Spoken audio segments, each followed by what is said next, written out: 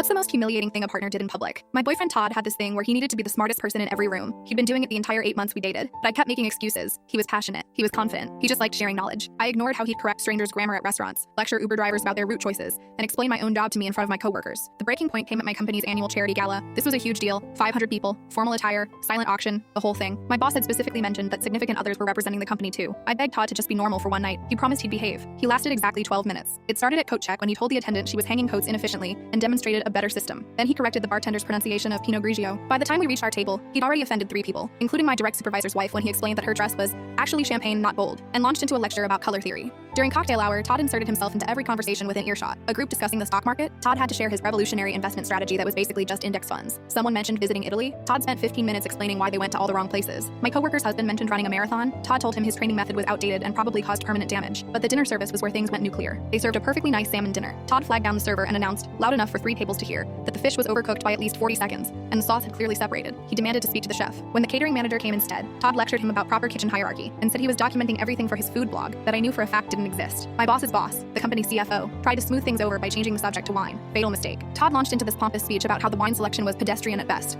and started quizzing the CFO about tannin levels. The man who controlled my career was being given a pop quiz by my unemployed boyfriend who learned everything from YouTube videos. During the keynote speech about the charity we were supporting, a children's hospital, Todd whispered corrections about medical terminology loud enough for everyone to hear. When they showed a video of the kids the charity helped, Todd actually said, "That's emotionally manipulative marketing," while a mother on screen cried about her son's recovery. The silent auction was the final catastrophe. Todd walked around examining items and loudly declaring their actual market value, telling people they were overpaying. He told a woman bidding on a spa package that she could get the same services cheaper on Groupon. He actually pulled out his phone to show her. Then came the moment I'll never forget. The company president stood up to announce the auction winners. When he mispronounced a donor's name, Todd from across the ballroom shouted, "It's pronounced Nguyen, not Nguyen," in the dead silence between announcements. Everyone turned, 500 people staring at our table. The president, microphone still in hand, asked, "I'm sorry, who are you?" Todd stood up, actually stood up. "Todd Richardson. I'm here with her." He pointed at me. And I have to say, this whole event has been poorly organized. The food was subpar. The wine selection shows a fundamental misunderstanding of pairings, and your auction items are overpriced by at least 30%. If you want, I could consult on next year's event. I've been making notes. He pulled out his phone to show his notes, his actual notes, that he'd been taking all night about everything wrong with a charity gala for sick children. The president looked at me. My boss looked at me. Every single person I worked with looked at me. I wanted to evaporate. Also, Todd continued, because of course he did, "Your company's recent quarterly report shows some concerning trends that I'd be happy to discuss." That's when I stood up, grabbed Todd's arm, and said loudly enough for everyone to hear, "We're leaving, and we're breaking up, right now, in front of everyone. So you all know, I am no longer associated with this man." Todd tried to argue. "Don't be dramatic, I'm trying to help. You're unemployed," I snapped. "You live with 3 roommates. You learned everything you know from Reddit, and you just humiliated me at my workplace event where we're raising money for sick children." Security actually escorted him out while he tried to explain crowd psychology to them. I stayed, apologized to every single person I could find, bid $500 I couldn't afford on a gift basket to show support, and helped clean up afterward. Monday morning, my boss called me in. I was sure I was fired. Instead, she said, "That was the most spectacular dumping I've ever witnessed. Also, you're getting a raise for handling that with grace." Todd texted me 47 times explaining why everyone at the event was wrong,